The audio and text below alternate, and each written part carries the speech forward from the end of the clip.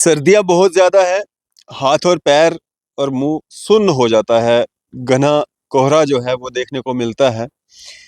इसी बीच director school education विभाग की तरफ से जो 10 दिन की समर ज़ोन जो छुट्टियाँ दी गई थी, वो छुट्टियाँ जो है लगातार बढ़ते-बढ़ते अब 1 महीना जो है वो क्रॉस कर चुकी हैं और अभी 27 जनवरी को जो है स्कूल खुलने थे।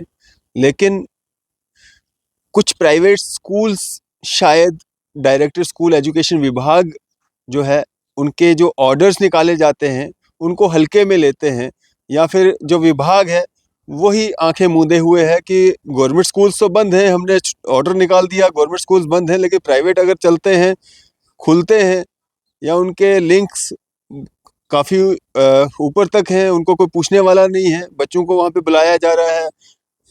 स्कूल जो है वो खुल रहे हैं लेकिन दिख किसी को नहीं रहा है। बहुत सारी कंप्लेंट्स आती हैं और वो कंप्लेंट्स ज़्यादातर माता-पिता की ओर से होती हैं कि भाई बच्चे छोटे हैं, सर्दियाँ ज़्यादा हैं और बच्चों को जो है मजबूर किया जा रहा है कि वो स्कूल आएँ।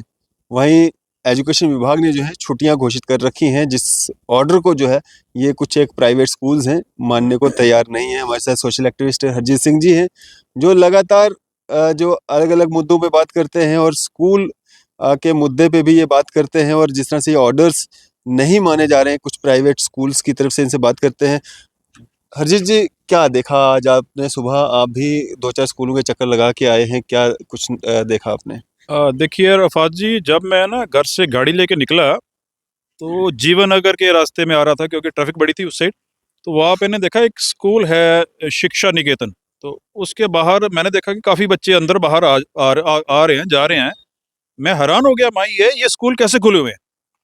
तो जब मैंने गाड़ी साइड पे रोकी और मैं जब स्कूल के गेट के ऊपर गया, तो मैंने जो बाहर 2 बंदे खड़े होते हैं उनके सिक्योरिटी वाले, उनसे मैंने पूछा भी ये क्या है? वो बोलते स्कूल खुला हुआ है। जब मैंने अंदर अंदर देखा जाके तो छोटे-छोटे बच्चे, वो इतनी ठंड में ना बरामदे में उन्होंने खड़े किए हुए थे। छोटे-छोटे बच्चे थे।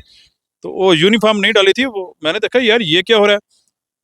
तो बड़ा मैं हैरान हुआ ये देख के। फिर उसके बाद मैंने काफ़ी वीडियोज़ देखी, मेरे कुछ भाइयों ने मेरे को भेजी। भई ये हमारे भी स्कूल खुले हुए हैं। ये देखिए, कुछ बच्चे वैन्स में जा रहे हैं, यूनिफ़ॉर्म में जा रहे हैं और ये रूल्स को तोड़ा जा रहा है, सिर्फ़ कुछ स्कूल तोड़ रहे हैं। सारे नहीं तोड़ रहे हैं। मैं हम देखो, हम यहाँ सभी स्कूलों के खिलाफ नहीं है, उन स्कूलों के खिलाफ हैं जो रूल्स को तोड़ रहे हैं। और वो स्कूल है रूल्स को क्यों तोड़ रहे हैं? तो आपने भी अभी कहा, तो लगता है इनकी अप्रोच बड़ी है, या ये डायरेक्टर ऑफ स्कूल एजुकेशन का रूल को मानते नहीं है, या इनके पास वो जो आता है रूल की पेपर कॉपी आती है वो फाड़ देते हैं, उसको पढ़ते ही नहीं है। तो मुझे तक तो यहाँ तक पता लगा है कि ये स्कूल वाले कुछ जो उनके लोग कहते हैं हमने तो डायरेक्टर ऑफ स्कूल एजुकेशन जेब में रखा हुआ है, हम तो इनकी बात मानते नहीं है, क्योंकि हमारी अप्रोच जो है इनसे भी ऊपर है। ये जो छुट्टियां लगातार आपने देखा 2-2 4-4 दिन की आगे-आगे बढ़ाई जा रही हैं, ये इसी कारण से बढ़ाई जा रही है ना कि छोटे बच्चे हैं, सर्दी में स्कूल जाएँगे, बीमार होंगे, बीमारियों का शिकार बनेंगे, उसी लिए इनको छुट्टियां बढ़ाई जा रही हैं। बिल्कुल अरफात जी, देखो जो नोटिस निकला है ना, सरकारी नोटिस, वो स्कूल वालों को इसलिए निकला है कि ठंड बहुत ज्यादा है, आपने बच्चों को स्कूल नहीं बुलाना है, ये इसलिए नोटिस निकला है। तो मुझे तो लगता है कि या तो अनपढ़ हैं ये स्कूल वाले, इनको ये नोटिस पूरी तरह से इनके भेजे में नहीं जा रहा है। भाई ये इसमें लिखा क्या है? भाई एक बार फिर मैं उस नोटिस को बड़ा इजी लैंग्वेज में बताना चाहता हूँ। उसमें ये लिखा है कि जम्मू कश्मीर में ठंड बड़ी ज्यादा है और इतनी ठंड में आपने बच्चों को स्कूल नहीं बुलाना है। ये बात स्कूल वालों को मेरे ख्याल में समझ आ जानी चाहिए, क्योंकि बड़ी इजी वे में मैं उनको बता रहा हूँ, यही लिखा है उसमें। भाई उसमें देखो, इतनी ठंड में बुला रहे हो बच्चों को और माइनस तक जा रहा है, यानी कि इतनी पूरे जम्मू कैसी, मतलब कुछ जगह ऐसी हैं और जम्मू में भी 4 डिग्री एरियाज में नहीं जितनी जम्मू में पड़ रही है। देखो इस बार तो रिकॉर्ड ही टूट गया है, कश्मीर में ठंड नहीं है, जम्मू में ठंड बहुत ज्यादा है। तो इस बार तो कुछ ज्यादा ही हो गई है। और इतनी ठंड में अगर बच्चे बीमार हो गए, ठीक है, बच्चों की पढ़ाई मैं मानता हूँ बड़ी जरूरी है, 26 जनवरी की परेड भी जरूरी है, पर उससे जरूरी है हमारे बच्चों की सेहत। बिल्कुल। देखो बच्चे की सेहत ही ठीक नहीं होगी, आप इतनी ठंड में उसको परेड करवा रहे हो, इतनी ठंड में वो स्कूल में, देखो इतनी ठंड में वो बच्चा बैठ कैसे सकता है? देखो ऐसा इंफ्रास्ट्रक्चर तो है नहीं है कि पूरी हीटिंग फैसिलिटी उन्होंने दी हुई है, भाई पूरी क्लास पूरी हीट प्रॉपर टेम्परेचर है तो आपका बच्चा, हमारा बच्चा और वहाँ पे बैठा, हमें हमें घर पे भी आराम से पता है कि ये बच्चा जो है बड़े, इसको क्लास में ठंड नहीं लग रही है, और हमारे बच्चा बिल्कुल आराम से क्लास में बैठा है। और ये पेरेंट्स जो बच्चों को भेजते हैं उनके मन में होता है भाई ठीक है भाई हमारा बच्चा स्कूल में ठीक है, क्योंकि हीटिंग फैसिलिटी दे रहे हैं, तो इतनी फी ले रहे हैं। कुछ जो मीडिया कर्मी थे जो लगातार ये कह रहे थे, ये जताने की कोशिश कर रहे थे, क्रेडिट लेने की कोशिश कर रहे थे कि हमने खबर चलाई और छुट्टियां जो है वो एक्सटेंड हो रही हैं। हालांकि सर्दी ज़्यादा थी, उसके चलते जो है डायरेक्टर स्कूल एजुकेशन ने जो है वो छुट्टियां आगे बढ़ाई। अब जब उनको ऐडें मिलना शुरू होगी तो अब उनकी बोलती बंद हो गई है। जो प्राइवेट स्कूल मनमानी कर रहे हैं, अब उनकी तरफ से कोई भी बात जो है वो नहीं रखी जा रही है। ये भी बड़ी हैरानगी की बात है, ये आपने बड़ा अच्छा पॉइंट जो है रेज किया है कि पहले तो वो कह रहे थे कि सिर्फ अपने व्यूअर्स बढ़ाने के लिए, यानी कि हमने कहा और डायरेक्टर स्कूल ऑफ एजुकेशन ने माना। ये मुझे बड़ा अजीब सा लगा, क्या डायरेक्टर एजुकेशन को आप समझा रहे हैं भाई ऐसे करना है, ऐसे कर रहे हैं उनको। डिक्टेट कर रहे हैं? देखो ये कैसा, मुझे नहीं लगता। डायरेक्टर एजुकेशन साहब बड़े सियाने बंदे हैं, वो उनको भी पता है वो अपनी मर्जी से कर रहे हैं, ना कि मीडिया की मर्जी से वो चल रहे हैं या किसी दबाव में या दबाव में। देखो वो दबाव में आने वाले नहीं है, मुझे लगता है वो बड़े अच्छे आदमी है, मैंने भी सुनने में आया है।